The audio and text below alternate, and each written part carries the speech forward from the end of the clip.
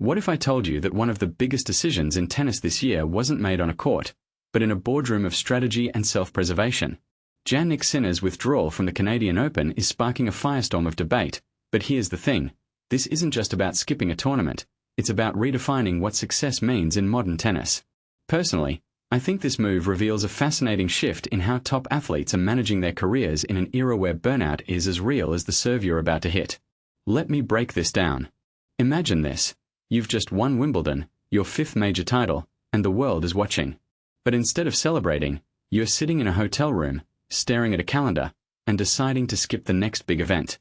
That's exactly what Sinner did. Now, I'm not here to say it's easy, because it's not. But what makes this really interesting is the timing. The Canadian Open was his chance to become the first man to win all 9 Masters events in a single year. A record so audacious it feels like something from a sci-fi novel. But here's the kicker. He's choosing not to chase that title. Why? Because he's prioritizing his health. And let me tell you, that's not just a statement. It's a radical act in a sport that glorifies pushing through pain. Clijsters, a 4-time major champion, called this decision very smart. And honestly, I think she's spot on. What many people don't realize is that winning Wimbledon isn't just a physical achievement, it's a mental marathon.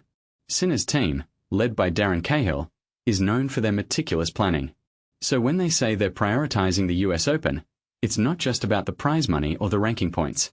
It's about ensuring Sinner doesn't get burned out in a way that could derail his entire season. In my opinion, this is the future of elite sports management, calculating the cost of every decision, not just the immediate gain. But here's where it gets even more intriguing. Let's talk about the competition. Novak Djokovic and Carlos Alcaraz are both skipping the Canadian Open too. Djokovic, who's had a long-standing relationship with the tournament, is taking a break. Alcaraz is recovering from a wrist injury. This isn't a coincidence. It's a pattern. The ATP Tour is becoming a chessboard where players are strategically skipping events to protect their bodies, their rankings, and their mental space. What this really suggests is that the pressure to perform at peak levels year-round is unsustainable. And yet, the sport keeps pushing harder. A detail I find fascinating is how Sinner's withdrawal might actually make him a more formidable opponent at the US Open. If he's fresh, rested, and focused on one goal, he's not just playing to win, he's playing to dominate. So here's the bigger question. When does chasing history become a distraction? Sinner's choice forces us to ask whether the pursuit of records is worth the risk of burning out before your prime.